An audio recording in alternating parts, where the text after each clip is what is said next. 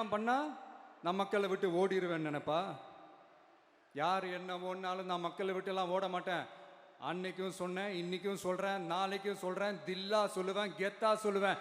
பணமா ஜனமா அப்படின்னு கேட்டா என் ஜனம் தான்டா எனக்கு முக்கியம். மக்களே, உங்களை விட எனக்கு இந்த காசு பணம் முக்கியமா என்ன? இவ்வளோ குறைகள் நம்ம மேலே சொல்கிறாங்களே, இப்போ நான் சொன்ன மாதிரி அவங்களால ஓப்பனாக சொல்ல முடியுமா?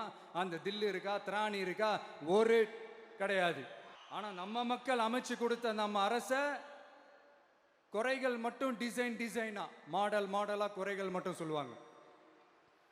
ஒவ்வொரு டிபார்ட்மெண்ட்லேயும் அந்த பார்ட்டி ஃபண்ட், அந்த கட்சி நிதின்ற பேரில் அடிக்கிற கொள்ளையெல்லாம் இந்த தீய சக்தியாக இருக்கட்டும், தீந்து போன சக்தியாக இருக்கட்டும், ரெண்டு பேரும் மாறி மாறி இதே தான் செஞ்சிட்டு இருக்கிறாங்க. இதில் ஒரு ஹைலைட் காமெடி என்னன்னா, சட்டசபையில் பேசும்போது பார்ட்டி ஃபண்டுன்னு தான் சொன்னேன். அது எந்த பார்ட்டி, என்ன ஃபண்டு, யாரு, என்ன பேரு, எதுவுமே சொல்ல. பார்ட்டி ஃபண்டுன்னு சொன்னவனை எடுத்தாங்க பாருங்க ஒரு ஓட்டம். எனக்கே ஃபர்ஸ்ட் புரியல, ஏன்பா ஓடுறாங்க? அப்படி என்ன நம்ம இப்போ சொல்லிவிட்டோம்? அதான் அந்த குற்றம் உள்ள நெஞ்சுக்கு தான் குறுகுறேங்கும்.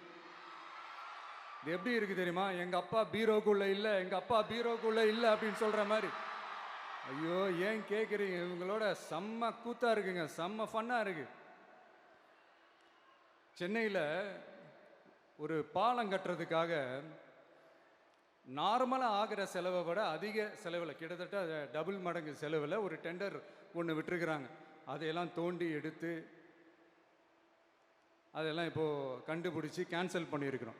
இன்னும் எத்தனை கோடி ஊழல், எத்தனை லட்சம் கூடல் தோண்ட வருமோ எங்களுக்கே தெரில. ஒவ்வொரு முகமுடியாக கிழியுது. ஐயோ, இந்த விஜய் ஒவ்வொரு கதையாக எடுத்து வெளியில் விட்டுருவான் போலேன்ட்டு திரும்புகிற பக்கம்லாம் கதறல் கதறல் கதறல்.